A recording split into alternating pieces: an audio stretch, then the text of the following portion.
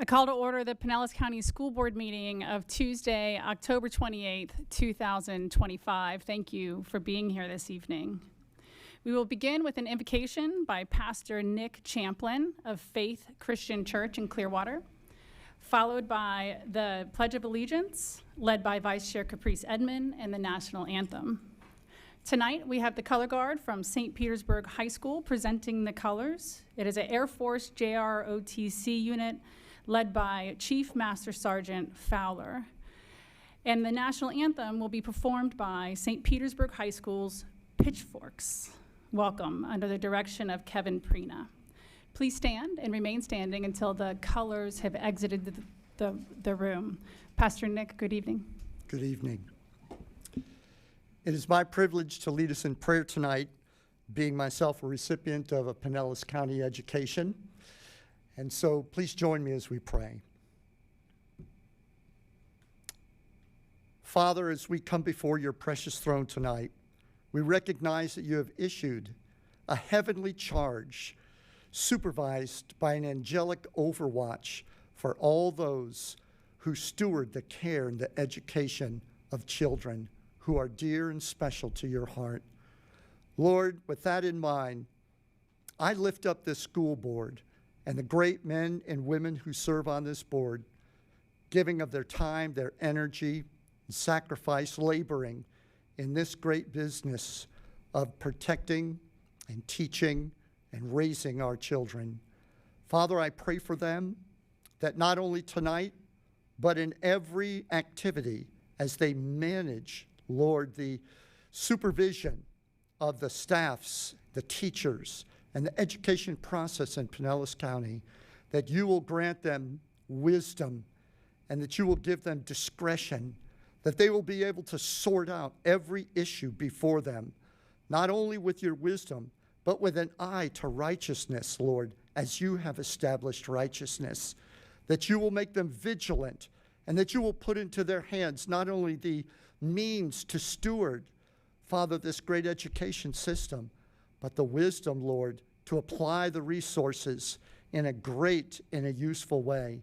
We pray for our teachers and our staffs, Father, in every school in this county. We thank you, Father God, that we are able to bring our children to facilities where people who have sacrificed and care have made themselves available. We pray for them that they will have that same supervisory vision and empathy and love.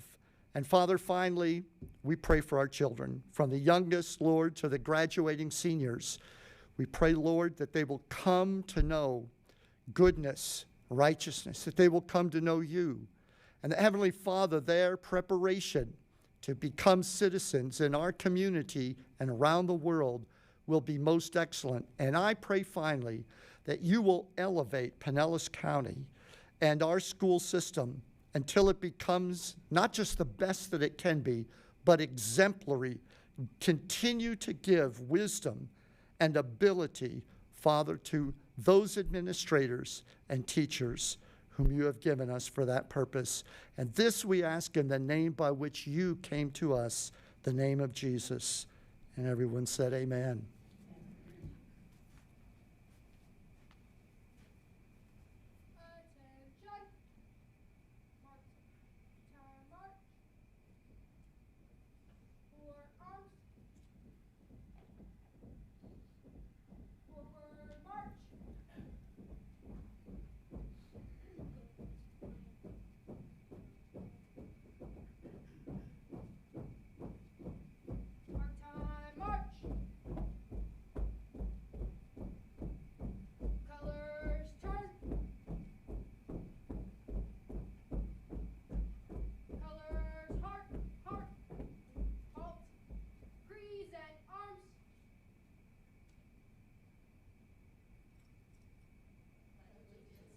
To the flag of the United States of America and to the republic for which it stands, one nation, under God, indivisible, with liberty and justice for all.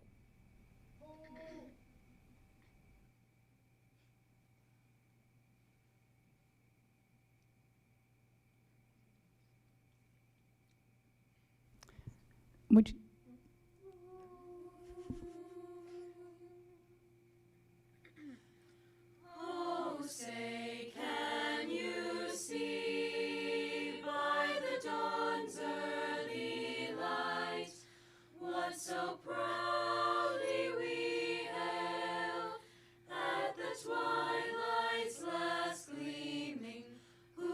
stripes and bright stars, through the perilous fight, o'er the ramparts we watched, were so gallantly streaming, and the rockets' red glare, the bombs bursting in air, gave proof through the night that our flag was still there. Oh, say does that star-spangled banner yet wave o'er the land of the free,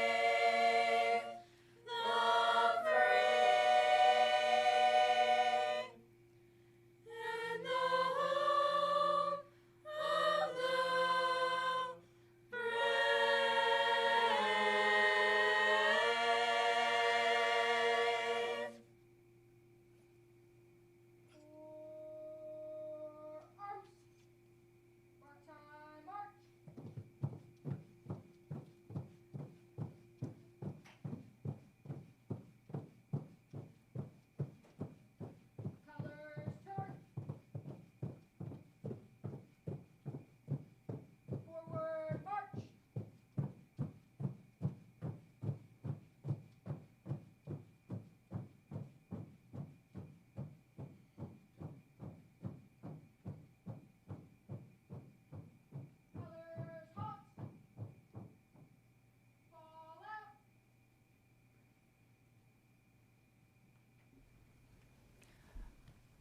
Let's give a hand to the St. Petersburg High School Pitchforks and the JROTC. Well done, St. Pete High. Thank you for being here. Please be seated. The next item on our agenda is the video for this evening. We are highlighting our middle school experience and just one of them, which is our new innovation lab. Let's take a look. This is our innovation lab. Come on the bus now. It started with a dream a couple of years ago. Our middle school science specialist, Stephanie Hornick, really wanted to do a bus. So we got together with our student experience department and our strategic planning department. We got a bus. This has several different innovative activities for the student. It's all hands-on, it's all high interest, and the kids really learn a lot. My favorite part was doing the robots and moving them around because I'd never done that before and it was really fun. I think it really brings to life some of these more abstract concepts like kinetic energy, which is what I've been doing with the kids today. We've been playing with Spherobot. So they've been learning how to control that kinetic energy through hands-on learning. On the bus, we have 2 that are devoted to life sciences. In addition, we have 2 that are devoted to heat transfer. One examines the state change, and the other is to examine heat transfer. So a lot of students don't realize that heat transfers from the warmest to the coldest until it balances out. It was pretty fun. I try my best to finish as much as I can. It helps you understand how science can be fun sometimes and you can try new things. Any click drag? So the purpose is to get kids interested in science and see how it really works. A lot of times we talk about things and we kind of understand, but once we see them and we do them, we really can make those connections and understand the true science behind the activities. Oh, they're loving it. They're having so much fun. There's a little bit of competition in some of it. There's more creativity than just your standard classroom-based lesson. There's a little bit extra to get them excited about it. That's great. We were very fortunate that the innovation bus was actually here not very long ago, and several of us got to go out and participate in some of the activities. It's really well done. Thank you for that. The next item on our agenda, 1.6, introduction of professional and community organizational representatives. Isabel Mascarenas, our public information officer. Good afternoon, Madam Chair, members of the board, Mr. Hendrick, and staff. It is my pleasure to introduce the following representatives of community and professional organizations. From the Pinellas Classroom Teachers Association, Lee Bryant, President. Representing the North Pinellas League of Women Voters, Vivian Posey and Marty Falwell. From the Pinellas Arts for a Complete Education Coalition, Sue Castleman. Today, we have a presentation from the Student Rights and Responsibility Committee. Please welcome Maggie Ford and Kelly Fuss from St. Petersburg High School and their principal, Darlene Lebo. Good evening. We're glad you're here. Good evening, Madam Chair, members of the board, Mr. Hendrick and staff. It's our pleasure to present the Students' Rights and Responsibilities Committee Report for St. Petersburg High School. My name is Kelly Fuss, and I'm a junior of the IB program at St. Pete High. I also serve as our Student Government's Executive Vice President, Save Club President, and Assistant Co-Editor of our school's publication, Palmetto and Pine. And I am Maggie Ford, a junior at St. Pete High. I'm a junior class student government council member, a member of our school's a cappella group, the Pitchforks, and captain of their girls golf team. Thank you very much for this opportunity. We're so excited to be here today to represent our incredible school. We have so much to be proud of, and we are glad to have the chance to showcase our achievements. So I'd like to begin by placing a spotlight on our school's rich history.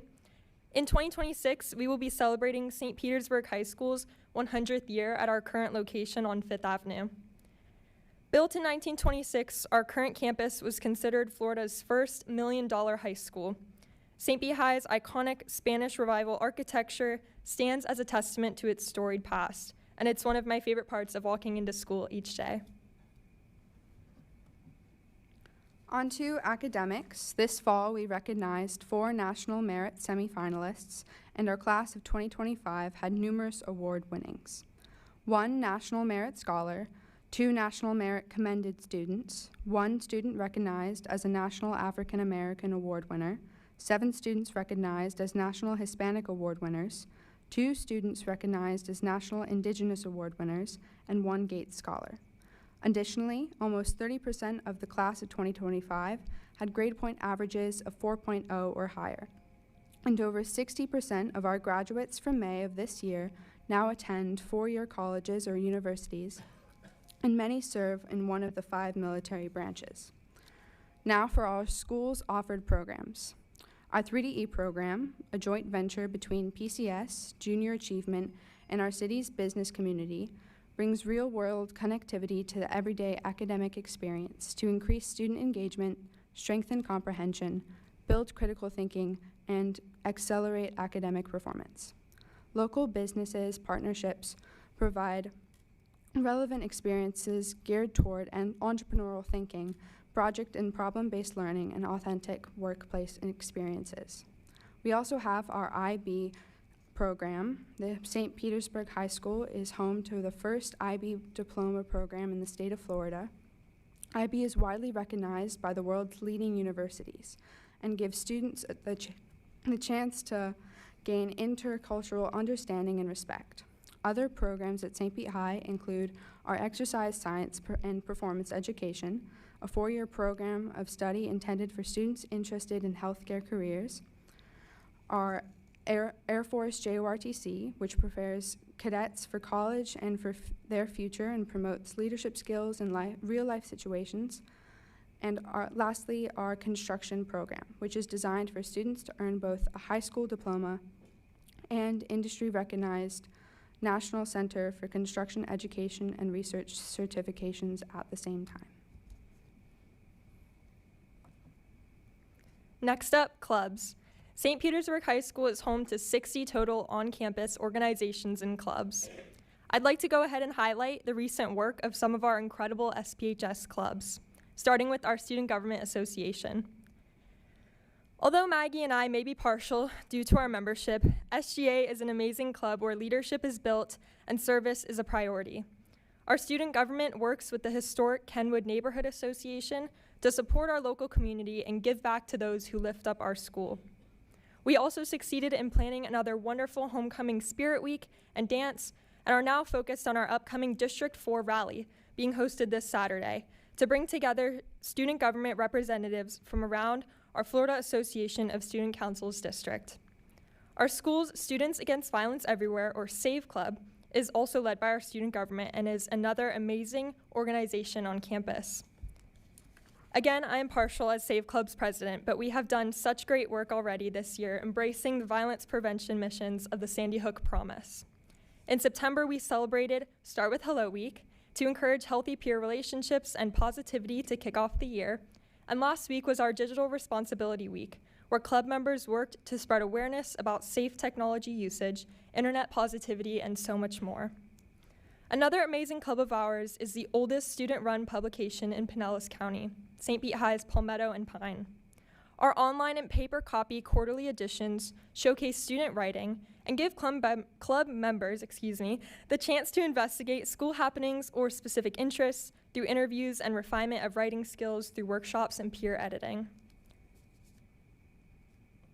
Finally, regarding St. Pete High's athletics, some recent achievements of our sports teams include cross-country district champions, girls golf PCAC champions, and as of yesterday, district champions. Our volleyball team making it to regional semifinals, along with being district champions. And last year's varsity football team making it to regional semifinals. We are so proud of our teams and take pride in all of our athletic accomplishments. Not only does St. Petersburg High School continue to strive towards academic excellence, but we also remain steadfast in our efforts to allow student growth in a safe environment and connect with the wider community. Our achievements reflect scholarship, pride, honor, and service, but also the amazing people who decide to continuously and generously make a difference in the lives of our students. We would like to say thank you to the school board, Mr. Hendrick, our principal, Ms. Lebo, our student government sponsor, Senora Santiago, and all of the people who support us and each of St. Petersburg High School's students every day. Thank you so much again for allowing us to share a glimpse of our school's successes in the classroom, on the field, and throughout the broader community. Thank you.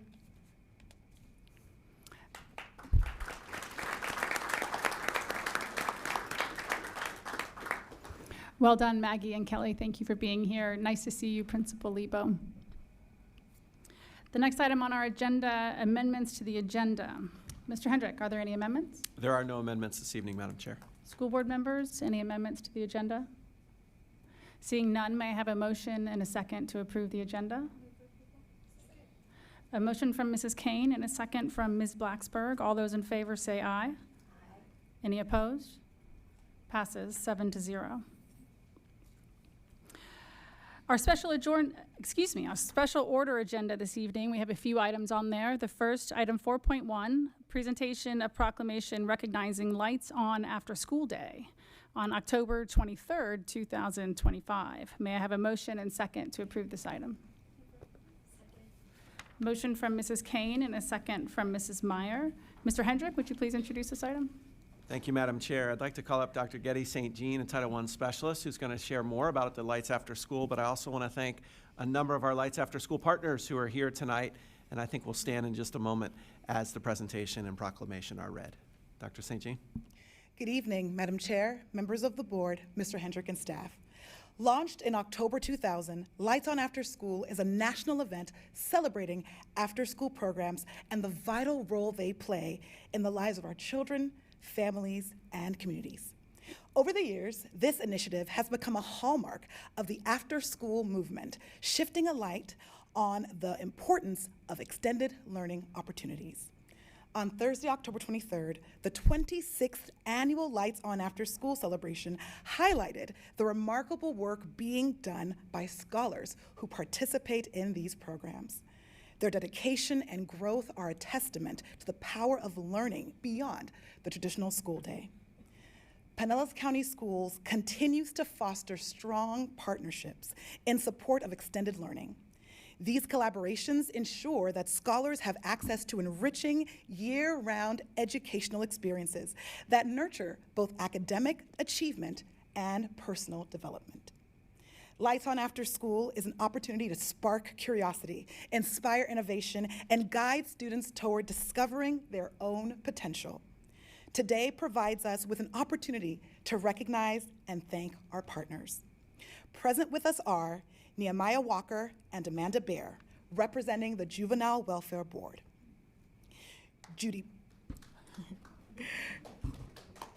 Judy Patrick, and Amy Shore, representing our club. Julie Gowdy, YMCA St. Petersburg. And Barbara Witt, YMCA Suncoast. Thank you for your continued support of Pinellas County Schools. Thank you indeed, and thank you for being here. All the partners that are here tonight, it's really good to see you, and we see the work that you do in our schools every day, and we are very grateful for it. It moves the needle for our kids and our community, so thank you.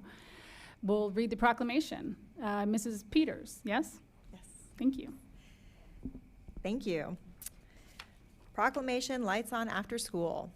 Whereas the Pinellas County School Board stands firmly committed to quality after-school programs and opportunities because they provide safe, challenging, engaging, and fun learning experiences to help children and youth develop their social, emotional, physical, cultural, and academic skills. Support working families by ensuring their children are safe and productive after regular school day ends. They build stronger communities by involving our students, parents, business leaders, and adult volunteers in the lives of our young people, thereby promoting positive relationships among children, youth, families, and adults. And whereas all of our community after-school programs provide significant leadership in the area of community involvement in the education and well-being of our youth, grounded in the principle that quality after-school programs are key in helping our children become successful adults. And now, therefore, the Pinellas County School Board hereby endorses Lights On After School, the national celebration of after-school programs held this year on October 23rd, 2025. Signed this 28th day of October, 2025. Thank you. Thank you, Mrs. Peters. Board members, any discussion? I'll just reiterate again, we see it, I see it in all the schools, that elementary, middle, and high school, and we certainly see it in the outcomes and the performance of our students. So thank you for what you do for our kids in our schools. With that, we have a motion and a second on the floor to approve item 4.1. All those in favor say aye. Aye. Any opposed? Passes 7-0. For the next two items, 4.2 and 4.3, they're both recognitions, and the school board gets to come down front and shake hands and take photos with you. We're very proud to do that, so I will turn it over to Mr. Hendrick to introduce the next two items. Thank you, Madam Chair. I'll give the board just a moment to get downstairs.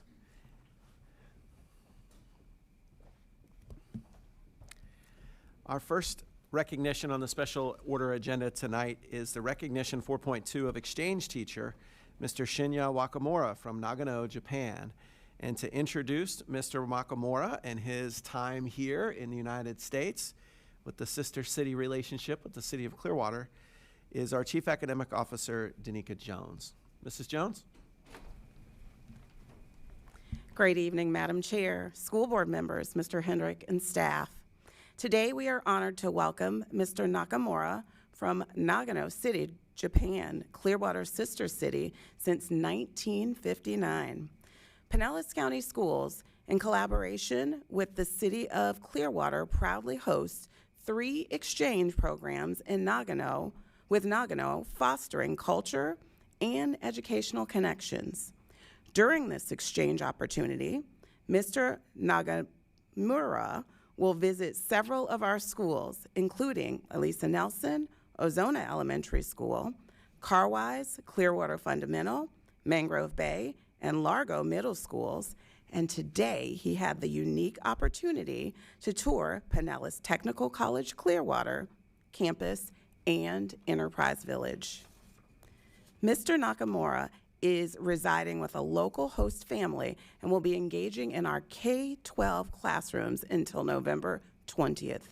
His visit is in coordination with Pinellas County teachers who have previously participated in the city teacher exchange program with Nagano City. Mr. Nakamura is a junior high school teacher in Japan. They call them junior high instead of middle school. And he was selected by the Nagano Board of Education to represent their school system this year.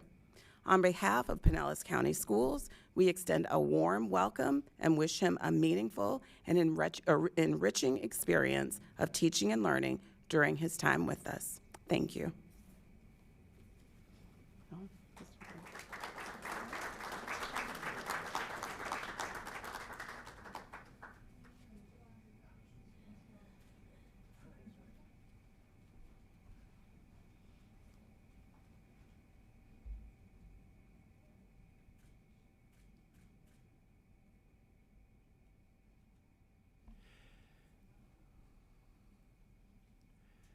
Thank you, Mr. Nakamura, and welcome.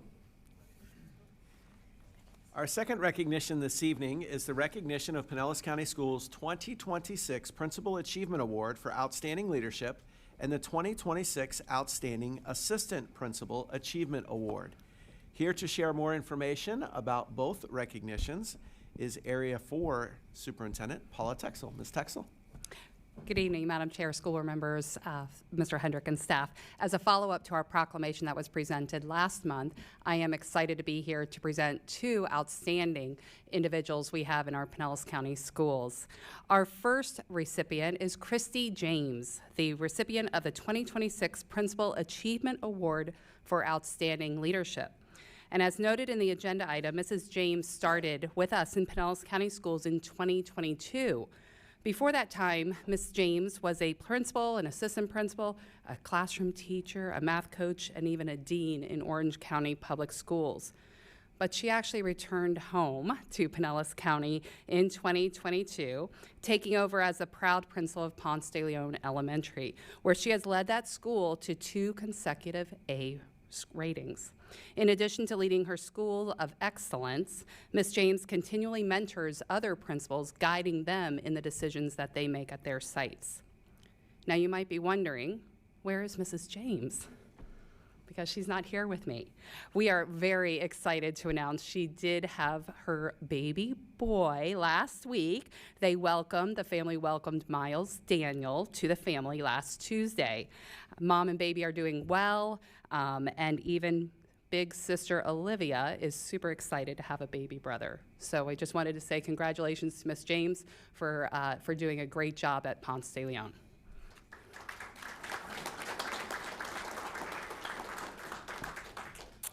Next, I'd like to introduce Mrs. Brooke Crandall, recipient of the 2026 Outstanding Assistant Principal Achievement Award. And as noted in the agenda, Brooke began her journey in Pinellas County Schools back in 1998. And over the years, she's supported many schools as an elementary teacher. But since 2014, she has been a very dedicated assistant principal at Madeira Beach Fundamental K-8 school.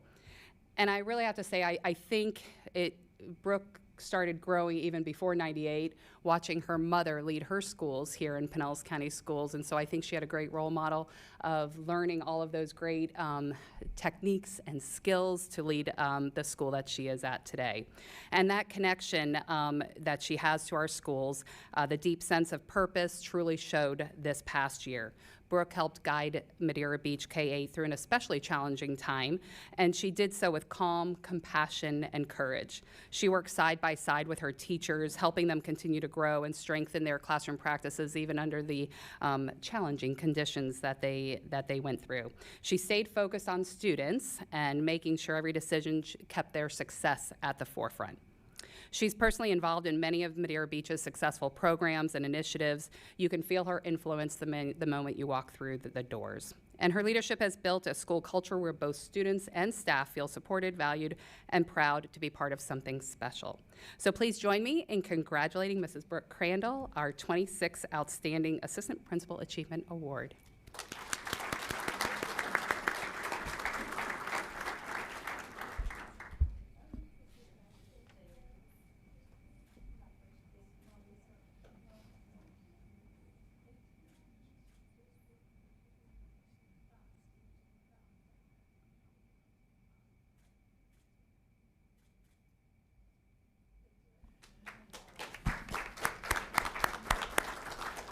Congratulations, Mrs. Crandall. Congratulations, Mrs. James. And we look forward to entering both in the statewide competition. And we'll allow the board to come back up and we'll continue with our agenda.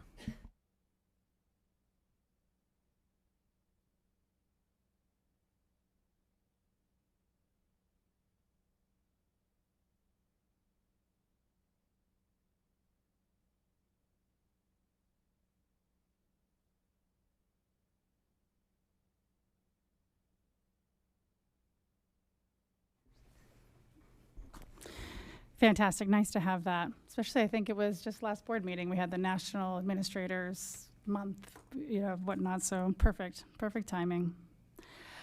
The next item on our agenda, item 5, public comments on agenda items. Mrs. Hauk, do we have any speakers?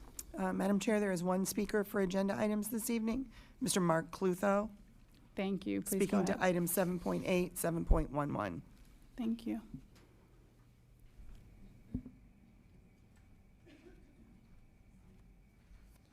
Mark Clutho, Largo, 7.11, best practices. Oh, I don't see that happening here ever. And 7.8,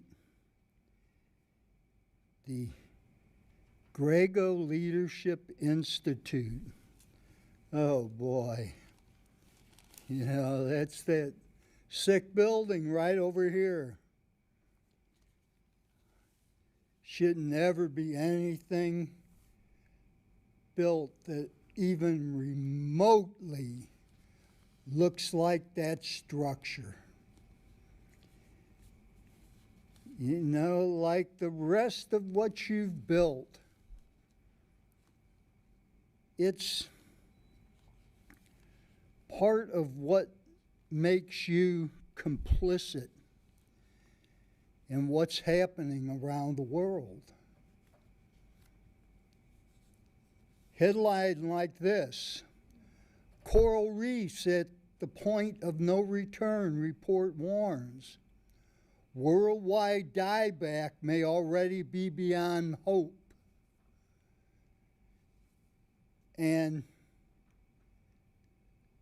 now extinct, the slender-billed curlew, a migratory shorebird, last spotted in Morocco in 1995.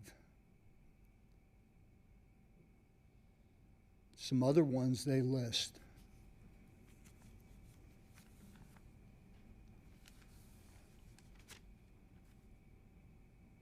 It's the old cause and effect. The building, like the schools, Largo High and that Oak Grove or whatever it is on Belcher, belching the carbon, and don't forget that stupid new building at Clearwater High. Glass, all facing west. As I've said before many times, the first thing that you think about when making a building, orientation. The Anasazi Indians knew over 1,500 years ago, orientation. And you just keep ignoring the science of high-performance passive solar building. Oh, it's a shame. The children's will suffer. Madam Chair, there are no more speakers to agenda items. Thank you. Item 6, unfinished business, 6.1. Public hearing to consider the amendment to Policy 2250, Fundamental Schools and Magnet Programs. This is the second reading. There is one change. May I have a motion and second to approve this item? Motion from Mrs. Long and a second from Mrs. Kane. Mr. Hendrick, would you please introduce this item? Yes, it'd be my pleasure, Madam Chair. This is the second reading for Fundamental and Magnet Programs Policy, and we did just have our District Application Program's Big Fair last Saturday at Pinellas Park High School, hundreds and hundreds of families there, and we'll have 2 more coming up. But first, for the policy, I'll pass it to our Director of Strategic Planning and Policy, Mrs. Leanna Eisen. Ms. Eisen. Good evening, Madam Chair, board members, Superintendent Hendrick, staff, and community. In item 6.1, we're recommending amendment to Policy 2250, Fundamental and Magnet Schools. These recommendations are a result of continuous improvement efforts and support fiscal and operational responsibility. Policy 2250 simply incorporates the district application program policy manual into school board policy by reference. Therefore, the substantive changes to the policy are actually within the DAP policy manual itself, which is attached to the attached agenda item, and the board-approved policy. But in summary, the district application program updates include program name changes, clarified terminology and references, modified application areas, and revised transportation areas for high school programs. Specifically, the policy manual has been updated to include adjusted transportation areas for the Northeast High School Academy of Information Technology, which is the change since first reading. It accidentally omitted in the first reading. Additionally, the amendment details were thoroughly reviewed during the school board workshop in September and during first reading on September 23rd. They are also included and outlined in the agenda item tonight. We recommend approving these amendments. Thank you, Mrs. Tyson. Mrs. Hauk, are there any speakers? Madam Chair, there are no speakers for this item. Thank you. Board members, any discussion? I know we reviewed it in workshop, had our first reading as well. Seeing none, we have a motion and a second on the floor to approve item 6.1. All those in favor say aye. Aye. Any opposed? Passes 7-0. Item 7, the consent agenda. May I have a motion and second to approve the consent agenda? Motion by Mrs. Peters and a second by Mrs. Meyer. All those in favor say aye. Aye. Any opposed? Passes 7-0. There aren't any items on the non-consent agenda this evening, so we'll move to new business. Items introduced by the superintendent. Mr. Hendrick. Thank you, Madam Chair. We just mentioned the countywide magnet fair that was held last weekend. The next two fairs are Wednesday, October 29th, tomorrow night at Gibbs High School, and next Wednesday, November 5th at Countryside High School. Shortly thereafter, discovery nights and school tours. Families can visit schools and have the opportunity to learn more about magnet programs as well as zone schools. You can find a link to both fairs and more information for schools on our website. Also on our website is the 2026 graduation schedule. You may drive by Tropicana Field and say only half the roof is done, but it will all be done by May 21st, and that's our first graduation. We're looking forward to being back at Tropicana Field for the majority of our high schools. You can find that schedule May 21st to the 23rd on our website. Board members, at the start of this school year at a workshop, we discussed declining demographics and birth rates in our schools, and we promised the community excuse me, that we would have some opportunities for input before the end of this first semester. And so we're ready to announce those. You'll find those on our website as well, but the first will be Wednesday, November 12th at Boca Ciega High School. We'll also have ones at Largo High School, Dunedin High School, Hollins High School, and Lakewood High School. You'll find the full schedule on the website of days and times, 5:30 to 7 p.m. for each one. The voice of the public, our employees, and anyone interested in our schools is very important in this conversation. We'd like to hear key ideas on topics such as including population trends, school building capacity, new school programs, and the possibilities for new grade configurations like K-8s or 612s, school closures, and consolidations. So we look forward to those discussions in the next couple of months, and as promised, we'll bring some initial recommendations to the board in January. Additionally, I want to thank the board for participating in our Listen and Learn around athletics last week. I want to thank about 50 individuals that came out to have questions around athletics. You can find a link to the entire presentation on our website and watch that back. Lots of athletics happening at this time of year. As we heard from some of our student speakers, sort of the end of the fall season is happening. And that included our Pinellas County Athletic Conference cross-country meet, which was held last Thursday at Taylor Park here in Largo. 433 middle school and high school students competed. It was a great turnout. Winners, congratulations to Madeira Beach Fundamental for boys and girls, and St. Petersburg High School boys and girls won the PCAC championships, and individual winners from Seminole Middle, Madeira Beach, Eastlake High, and Largo High. Our district golf and swimming diving are taking place today, as you heard from our students earlier. State bowling championships taking place starting tomorrow, where Osceola and Northeast, both boys and girls teams, are in the state championships, as well as the Dunedin boys teams. And we do have two teams in the regional volleyball championships trying to go to the Final Four. Those matches take place tomorrow as well. Seminole High School will host Lemon Bay High School, and Eastlake travels to Sun Lake, and district cross country is next week. I also want to wish best of luck to our future business leaders of America who have a rally next Monday. The FBLA competition, our all-county chorus concert, is coming up on Monday night at Ruth Eckerd Hall, and the marching band's music performance assessment this Saturday at Palm Harbor University High School. You can find out more, attend all of these in the coming days on our website. And finally, tonight's superintendent standout in recognition of core values is a teacher from Pinellas Virtual School, Eric Sierra. Mr. Sierra has been with Pinellas Virtual for 5 years, and his colleague recently wrote in that he would like to recognize Eric because he consistently demonstrates integrity in his daily interactions with students. He upholds the highest standard of honesty and fairness, always making decisions based on what is right rather than what's easiest. In every situation, he approaches challenges with proactive, positive attitude, modeling professionalism for others. Thank you, Eric, for your integrity and core values, and to all of our employees for the work they do each and every day. Thank you, Madam Chair. Thank you, Mr. Hendrick. Items introduced by the school board attorney, Mr. Kapersky. I have no report today, thank you. Thank you.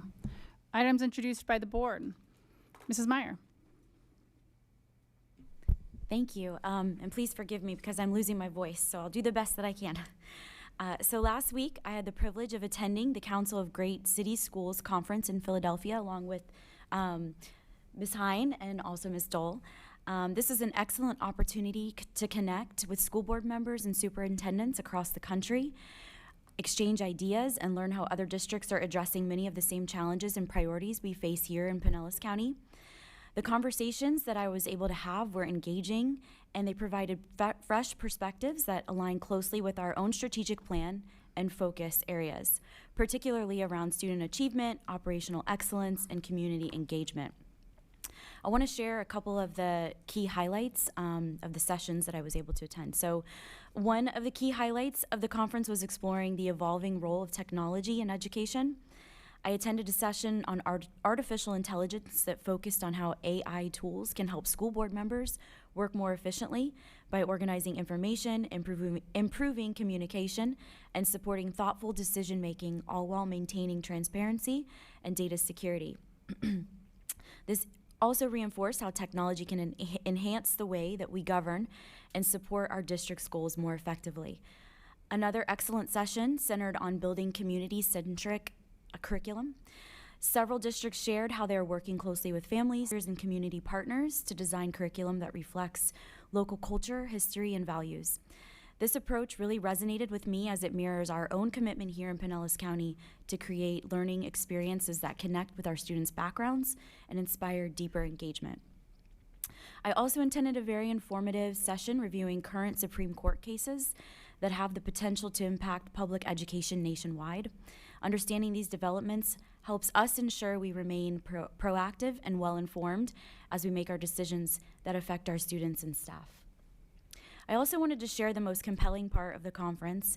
That was really seeing the response from vendors and other district leaders when I mentioned that I get to serve here in Pinellas County. Each time I introduced myself, the first thing they wanted to talk about is our superintendent and how blessed we are as a district to have him at the helm of leadership in our county. The fact that people nationwide know the great work that Mr. Hendrick is doing in Pinellas County Schools speaks for itself, and I was incredibly proud to spend the week representing this great district. Overall, the CGCS conference was both inspiring and productive. I returned with new insights, valuable resources, and ideas that support the continued implementation of our district's strategic plan, keeping us focused on innovation, inclusion, and excellence for every student in Pinellas County. It was really an honor to attend the conference. Thank you, Mrs. Meyer. Mrs. Peters?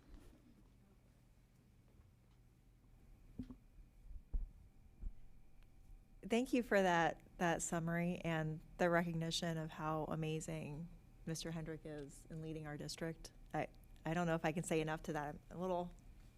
It's pretty awesome. I have to say that's really awesome. My comments are much more informal. I just want to thank Superintendent for prioritizing the voices of our parents, students, and faculty.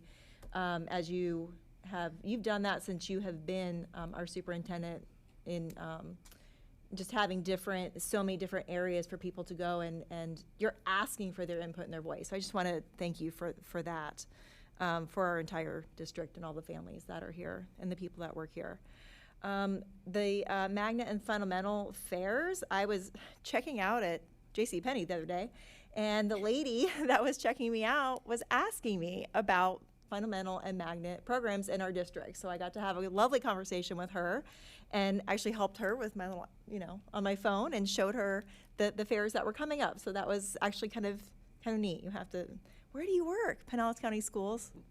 So, but it's always an honor to do anything to promote our district. And then I was talking to another parent today that has chosen to homeschool their parent, and they were talking about Florida virtual schools. And I said, what about Pinellas virtual schools?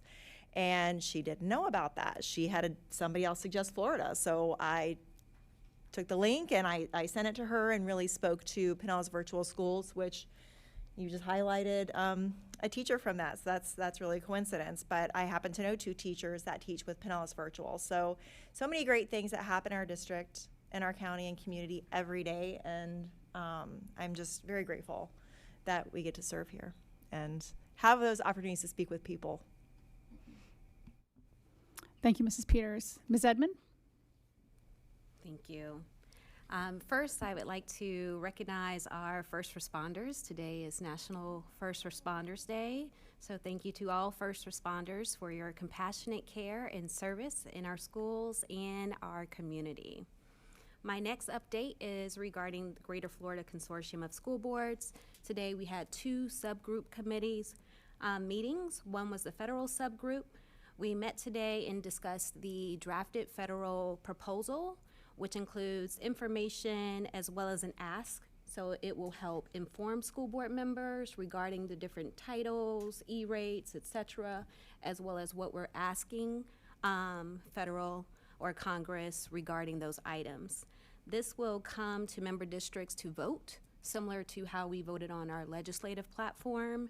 And I will ask that it's placed on a workshop prior to vote at a December meeting. So right now they're cleaning it up. They'll get it to us, and then hopefully we'll have time to discuss it at a workshop and before it comes to us for a vote. The consortium plans on attending the Council of Great City Schools Legislative Policy Conference, March 14th through 17th. Ms. Myers, you just gave a great shout out to the programming that the organization provides, and it's even better when we meet in Washington. So that is one of the reasons why the consortium would like their federal platform to coincide with the Council of Great City Schools legislative work during March. We also had our emergency response subgroup. They met and reviewed a letter drafted to state legislators which support our consensus platform item of establishing a state disaster recovery trust fund for Florida public schools. Thank you, Ms. Dole and Mr. Jewell, for being on the call, as well as to provide your feedback and your collaboration with other districts as it relates to emergency responsiveness. So the goal of the trust fund is to start conversation regarding what could or may happen to FEMA.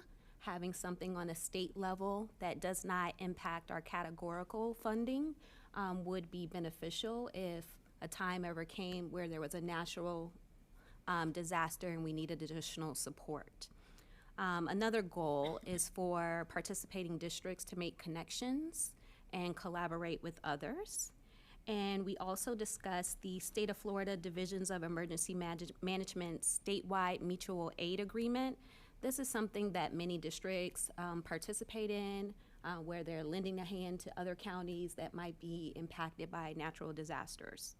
So an update on both subgroup committee work will be provided at our December meeting, and I will bring those items forward once they are edited and submitted to districts for votes or further discussion. So thank you. And then next, I would just like to thank our teaching and learning department, as well as Bronwyn, Ms. Eisen, and all of the people who are working hard to make sure we are following our own processes and procedures. So there will be a review committee meeting that takes place November 4th at 5 p.m. here at the administration building regarding Out of the Blue. And these meetings are open to the public. This is in regards to a book challenge. So again, the meetings are open to the public, and additional information is on the PCSB website. Also, Pinellas Technical College Career Pathway Showcases. I don't know if I've said enough about PTC, but here's another plug. The open houses, or showcases now, will begin in November 5th from 5:30 to 7 p.m. The Clearwater campus will have their showcase, and November 12th from 5:30 p.m. to 7 o'clock p.m. the St. Pete campus will have their showcase. I cannot say enough about the professionalism and quality programming that occurs at Pinellas Technical College. Please visit our open houses or schedule a tour to learn more about the opportunities, because opportunities does start here. Last but not least, I have to give a shout out to Nicole Tonsel, who is a Lakewood educator and basketball coach. She was recognized on Sunday by the NAACP of St. Petersburg, who held their 84th annual Freedom Fund Gala for her contributions as an educator. So congratulations to Nicole Tonsel. And I gotta tell you, when I opened that book and I saw Superintendent Hendrick's face talking about soaring to success, I was like, yes. Yep, so shout out to Superintendent Hendrick for making sure we are visible in all spaces and standing clear and firm on our value for equity and excellence for all. Thank you. Thank you, Ms. Edmond. Mrs. Kane? Sure. Thank you so much. Thank you so much for bringing up P-TECH. I did want to highlight that as well, because it's been a college kind of week this week, and I know we spent a lot of time in workshop discussing our college and career readiness centers, and so I don't believe we mentioned it, but I'm going to mention it one more time. Parents, if you've got a senior, now's the time to fill out the FAFSA. So just reminding everyone, because I need to remind myself too. I have a senior this year, and so making sure we're on top of those deadlines for college and career readiness is so important, and I know that's what our centers are there to promote and help.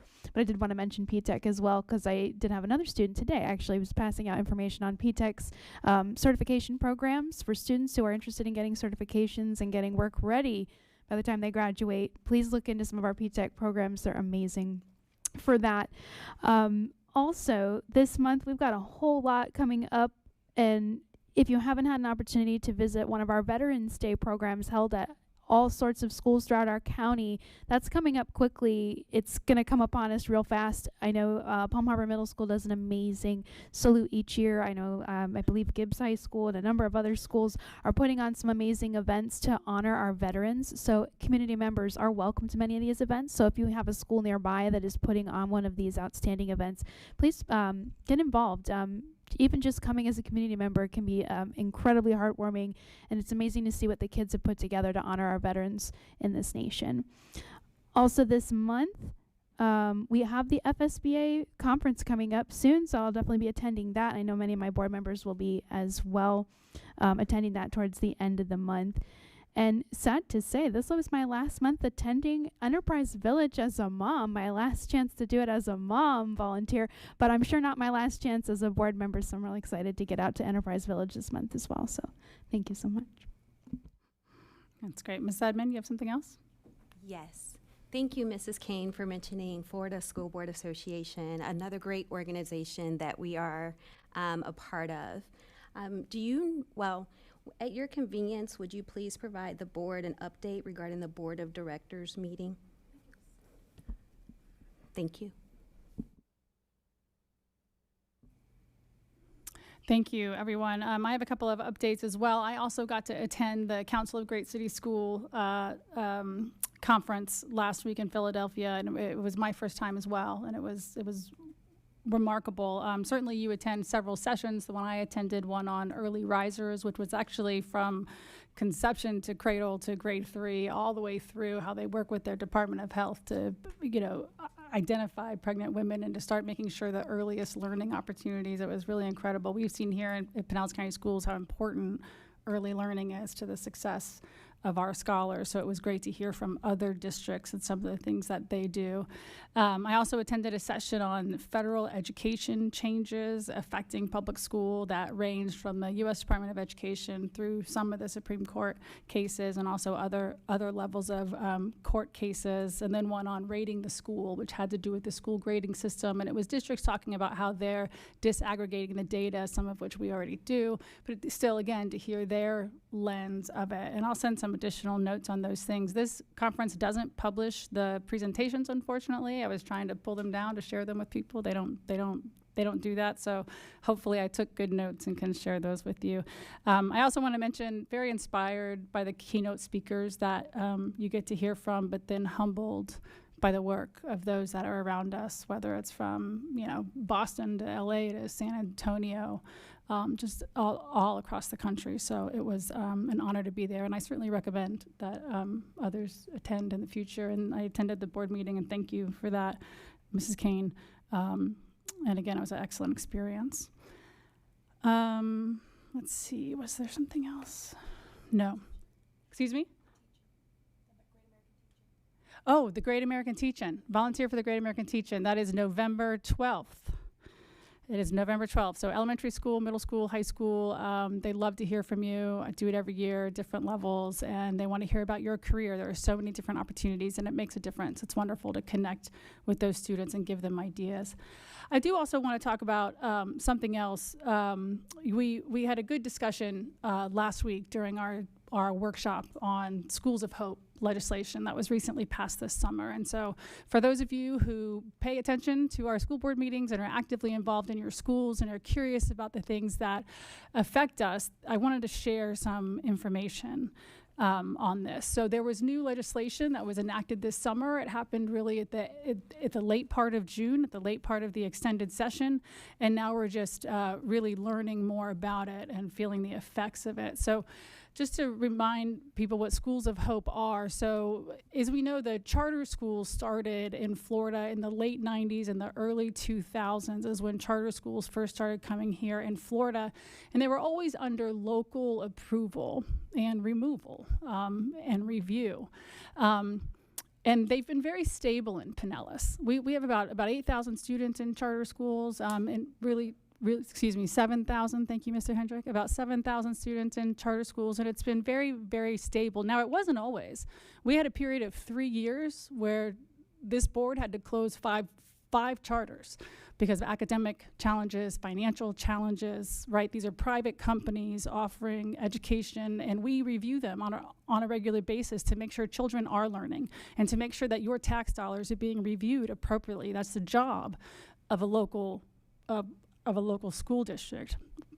But as of now, the charters we have in this district are good. They're stable. They provide excellent academics. And again, we still monitor them. So the Schools of Hope was first passed in 2017. And what that was that the state said that what they did was define persistently low performing school. And they said if you were a persistently low performing school, then a charter could open within a 5-mile radius of your school. Persistently low performing meant that you had a D or a F grade for 3 out of 5 years. And it was just an automatic. No more local decision on that. That became a state level decision. It was just a key. If you are a failing school 3 out of 5 years, a charter can move in within 5 miles of you, build a school. So that was the first pass in 2017. And since then, only 12 Schools of Hope have opened in the state of Florida. So 12. Well, in 2025, this summer, that legislation was updated. And what was new, there were 4 different things that are new and changed in the updated legislation. They changed the definition of persistently low performing school. They added what's called the opportunity zone.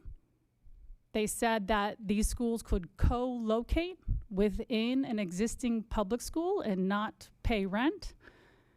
And there is no local control or oversight. I want to explain those things a little bit more. So when they changed the definition of persistently low performing school, How they changed that was they changed the metrics. So instead of it being a D or F school, 3 out of the last 5 years, an actual failing school, they went to a 3rd grade reading rate and a 4th grade math rate and just different measures, different math. And so right now in Pinellas County School, as you all know, we are proud to say we have not had D or F schools for several years. And we've been on an extraordinary trajectory where, you know, the majority of our schools are A schools.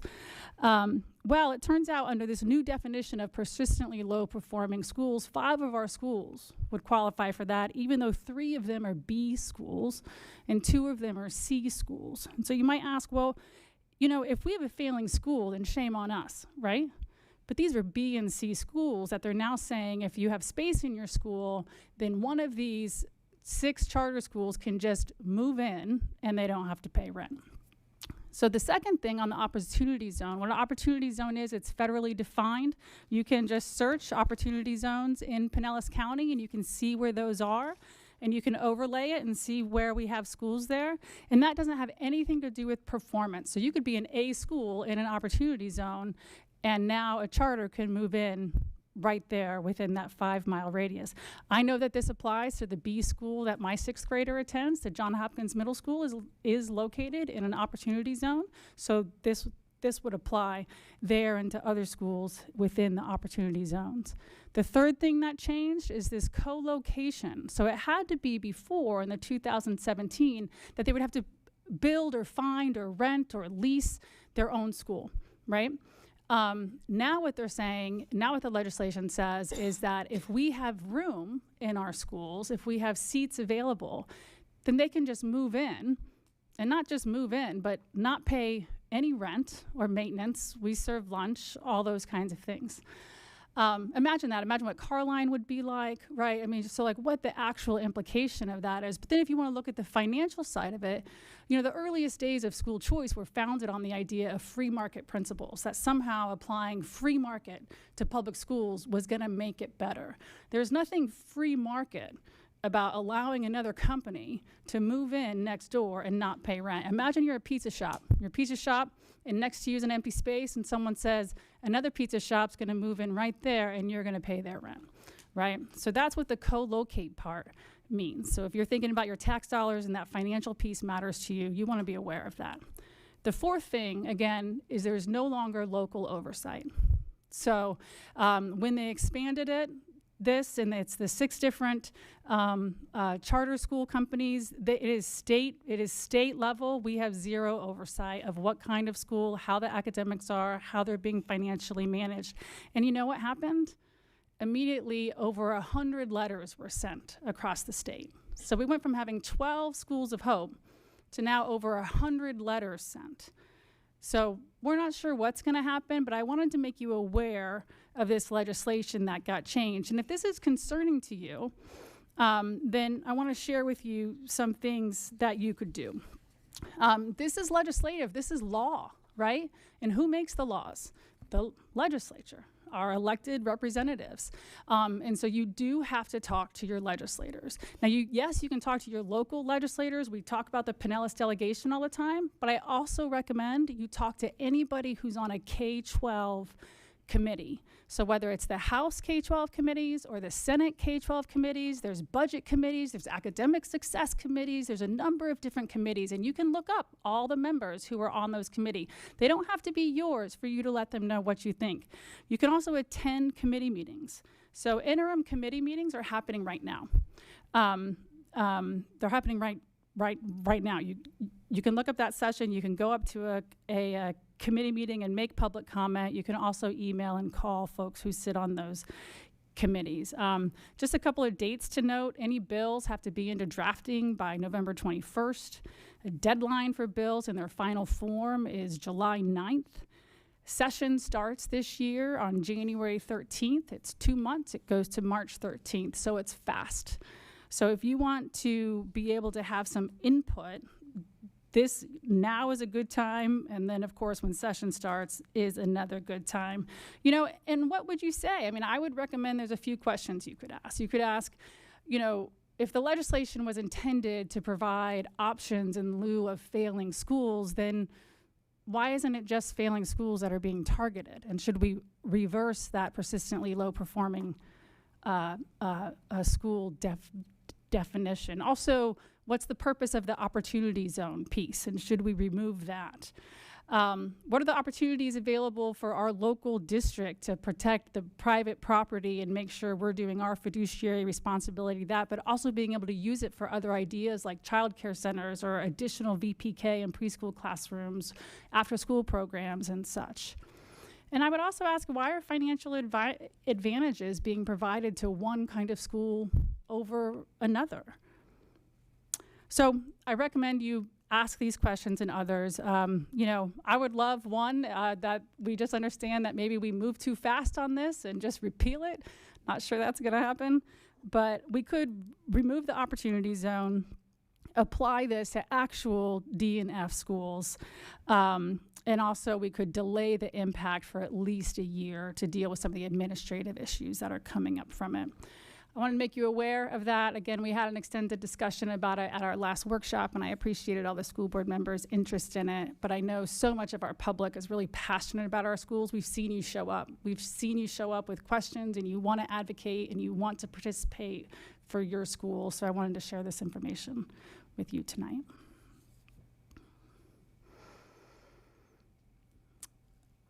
Item 9.4, review of board requests. Ms. Woodford? Thank you, Madam Chair. I made one note following Ms. Edmonds' update, and that is if the consortium platform is finalized, we'll tentatively schedule the workshop for December 9th and the board meeting for December 16th. Thank you. With that, I adjourn this meeting, and we will move to public comment. So we're moving to public comment on the general business of the district. Please note that any views or comments of the public speakers are their own and not endorsed by the school board. We cannot ensure the accuracy of the statements made, but will review concerns that are raised and take appropriate action, which may include referral of speakers to the proper staff member for assistance. At each opportunity for public input, board members are here to listen to you. This is not a time for interaction, but the board will take your comments into consideration. We are committed to a standard of civility and decorum in conducting our meetings, and we appreciate you insisting us with that. Please note that although board members or Superintendent Hendrick may leave the dais briefly, there are speakers in the back room, and we will continue to hear your comments. Lastly, please note that this meeting and all public comments will be broadcast live on the internet, and the video will be publicly archived. Members of the public may always communicate with the board through our email address, board@pcsb.org, or by calling the board office at 727-588-6300. Thank you. Mrs. Hauk, speakers? Yes, Madam Chair, board members, Mr. Hendrick, we have 3 speakers this evening. The first 2 are Brant Robinson and Mark Clutho.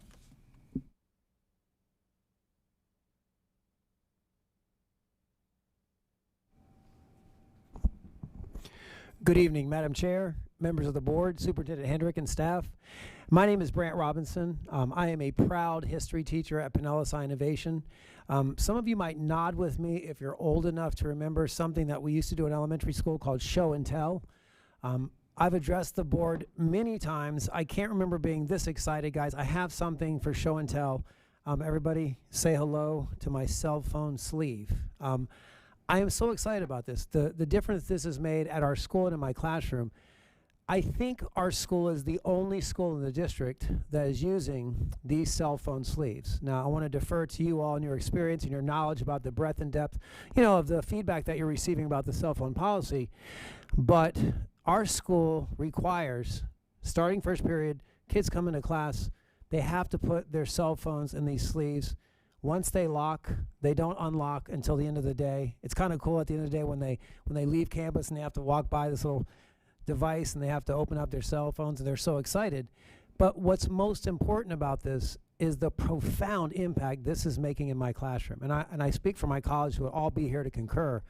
We're not just talking about the dramatic reduction in the kinds of incidents that are happening all day long in schools across the country that have to do with bullying, that have to do with taunting. By the time these kinds of messages get sent around school, they can lead to fights, they can lead to violence. None of that's happening in our school. but even more significant for me as a teacher is engagement. You know, my students are talking not just with me, not just laughing with me, they're talking with each other.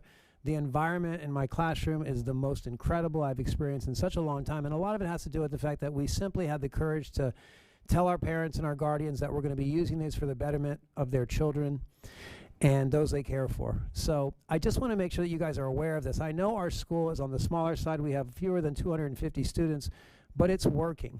I want to thank Laura McElveen, who's our administrator. She's our one AP.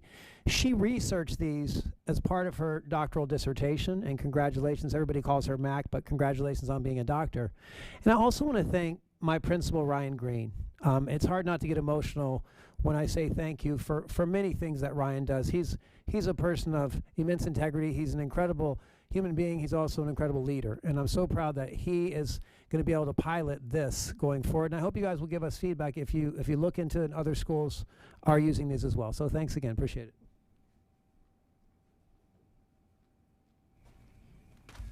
Mark Lutho Largo.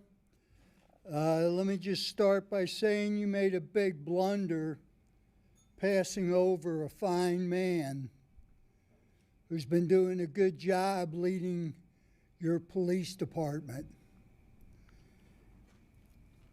And, you know, as a linguist, you people probably keep saying, well, he keeps saying children's when children is the plural. Well, you know, it's been many years, and I probably have to let you in.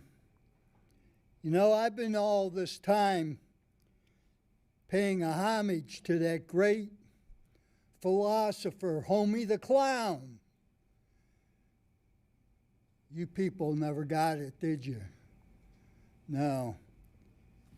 So what do I hear tonight? Real fast. You know, adverb, really fast. We are a part of. No, you're a part. You're supposed to be a school board. And your manhunt says I can't hold this book up. War is a Racket by General Smedley Butler in front of any student. It's my First Amendment right. Another meeting with the lawyer is on call. So here's the Frady cat at the Pentagon. And are you teaching this? As Thomas Jefferson put it, were it left to me to decide whether we should have a government without newspapers or newspapers without a government, I should not hesitate a moment to prefer the latter. And it kind of fits with the question, what are you teaching? Why are Confederate Civil War leaders honored with holidays in Florida? What is the curriculum here?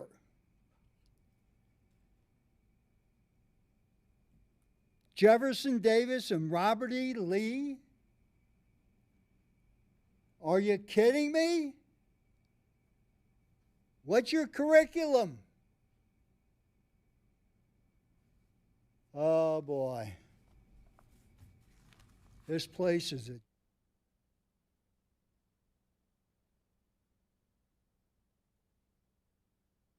The next speaker is, excuse me, Lee Bryant. Good evening, Chair High, members of the school board, Superintendent Hendrick, and staff. My name is Lee Bryant. I'm the president of PCTA. I am still a dues-paying member and a 30-year teacher in Pinellas County Schools. First thing I'd like to do is remember Lou Kubler, who was a teacher, retired from Pinellas County Schools, and was a PCTA president. What he celebrated quite often, he was a gunnery sergeant in the Marine Corps. He passed away last Thursday. He will be having services this Thursday. Gunnery Sergeant Kubler, fair winds and following seas. The watch stands relieved. We have the watch. For the past 2 years, PCS has received an A grade from the state of Florida. Coincidentally, those were the same years I was president of the PCTA. I'm sure that's correlation, not causation, but let me say here and now that you have some amazing administrators, absolutely fantastic people that you should be proud to have. In fact, I'll go further and say that most of your administrators are good, decent, caring, and overworked. But others are still violating the contract, either ignorant or willingly, a contract that carries the name of the Pinellas County School Board and the PCTA. And it's time some of them were reined in. With everything our educators are doing, we need administrators to back off, driving their teachers to follow the county guidelines, the pacing guidelines, no matter how many times they are told that they don't have to maintain the guidelines. And then some of these administrators will threaten their evaluations if they don't keep pace. Administrators that say, yeah, I can't make that a mandatory meeting, but implying that if that teacher doesn't make the meetings, well, they may not fit the vision of the school and may not be returning the next year. Administrators that are still trying to find ways of burying referrals so that their schools look better. We can't fix problems if we don't know what the problems are. We have teachers that are afraid to bring up problems, even to us, that need to be brought up because they're afraid of the ramifications. Again, we can't fix problems if we don't know about them. It's sad how many people contact the PCTA with their problems, and when we offer to help, they panic about being identified. We can't fix problems if we don't know about them. Our educators are overworked and undercompensated by the system. And yet some administrators seem more concerned with scoring points instead of taking care of the educators who can then take care of the students. Our educators are human beings, not AI, and they deserve the compassion that should be coming from those directly in charge of the schools. Thank you. Madam Chair, there are no more speakers. Thank you. Thank you for being here this evening.